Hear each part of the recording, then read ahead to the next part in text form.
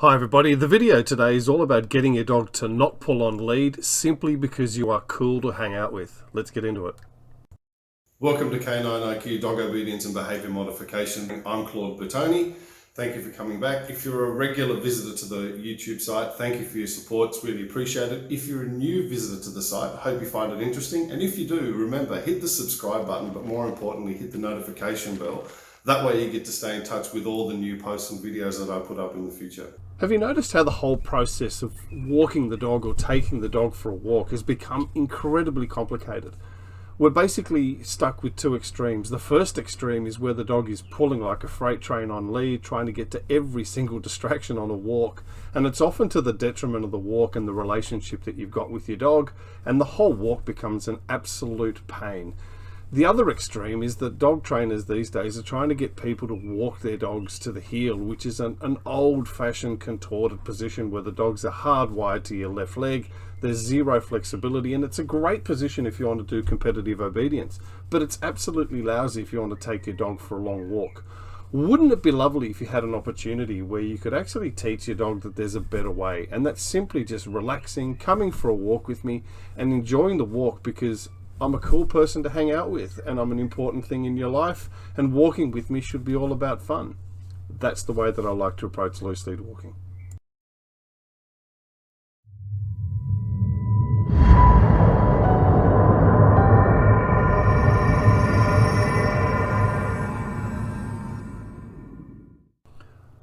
Okay, so what are the rules? So if we're going to be doing this seriously, we need to keep everything really simple because dogs like simplicity and they like to be able to explore, so we can use these things to our advantage. So the first rule that I try and get people to understand when we're teaching loose lead walking is to give the dog the freedom to experiment. And you'll find out later on when we start breaking these videos down how important experimentation is to a dog. So what it needs to do, it needs to realize that it's allowed to be effectively 360 degrees around us, to explore and to find out how important it is to engage with the environment, but more importantly, how important it is to engage with us. So once we give the dog the opportunity to have a bit of freedom, it starts to then realize how beneficial it is hanging around us. So rule number one is allow the dog to be 360 degrees around us. Rule number two, and this is a continuation of this, what we need the dog to realize is, well, what happens when I get too far ahead? So rule number two is effectively allowing the dog to be in front if it wants to be in front, but to not reach the end of the lead. So the dog will start to realize that it's allowed to be anywhere around us. It can even be in front. And as long as the dog doesn't reach the end of the lead, happy days, because as long as the dog is walking generally in the same direction that I am, and it's not pulling on that lead, it's starting to realize that there's an area around us that's a really important place to be, and that reaching the end of the lead is counterproductive to forward movement. So rule number two is allow forward movement, but don't let the dog reach the end of the lead. Rule number three is effectively making the dog realize that even though it's allowed to have this beautiful space of being 360 degrees around us and not reach the end of the lead, the ultimate sweet spot is by my left leg. And when the dog is by my left leg, it realizes a couple of really amazing things. Firstly, it's allowed to move away from it. But two, when it's near my left leg, it gets all the attention in the world that it wants. But it also gets to keep walking forward endlessly. So then it realizes the harder I stay towards your left leg, the more I get to stay free in this walk, the more I'm counterproductive in reaching the end of the lead, the more the walk actually becomes restrictive. So we're starting to get the dog to realize that it's in control of keeping the whole process free. So this first video that I've showed you is effectively the end product. Let me break it down in a few other videos to show you how we get there.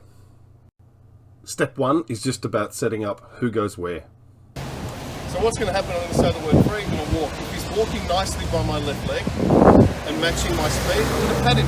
If he's looking at me, I'm going to pat him. Yeah. If he's doing what I like, I'm going to pat him. Yeah. If he's pulling, as soon as he reaches the end of the lead, there's a pop, turn to my right, I get eye contact, good boy, guide him here, and then I'll reward him when he gets to hit me. Free. Good boy. It's fixating, so there's that little pop. Good boy, mate. Good boy. Yes, good boy. Hey, good boy. No, I don't care if he looks back. Yeah. Right? He's allowed to. He's not a robot. Good boy. Good boy. And when I'm walking, I'm just going to mix the speed up a bit. Still keep a loose lead, right? Come on.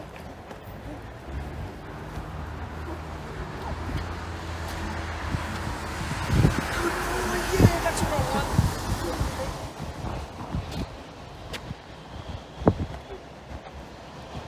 Good boy, buddy. Yeah. Come on. Can't get much looser than that. So I'm not walking like a rigid robot. I'm not doing this. That's steering. Does it look comfortable? No. I hate it, especially with a halting. Horrible. The more relaxed I stay, good boy. Good boy.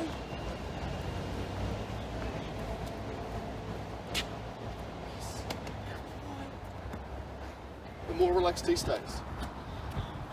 If you did 10 lots of 100 meters at this speed, your dog would be in a coma. He'll want to rest. Step 2 is about how the pieces go together. Okay, so I'm walking with him. If he's walking nicely, right, the lead's loose. If he's by my left leg, I'm going to pat him. If he looks at me, I'm going to pat him.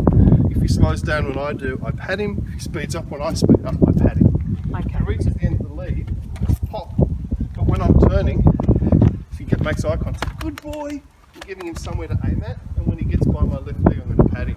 So he needs to realise my left leg is the best place on the universe, because if you're here, you get to walk there indefinitely. Yeah. There's no penalty.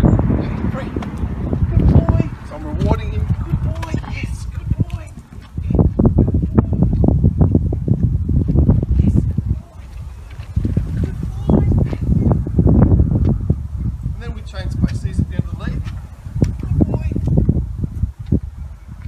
So as soon as the lead gets just tight, so then you know I've got all this lead to play with. Okay. But I can't let it get tight. Okay. And step 3 is all about building that all-important connection with the dog. Hey, good boy, mate. So I'm trying to reward. Good boy. Pace up, slow down. Hey, good boy. Yeah, good boy. Lots of pats. Hey, good boy. Lots of affection. Yes, good boy, mate. Ooh. So we go from active to passive. Wait for eye contact again. Free, yeah, good boy. Yes, good boy.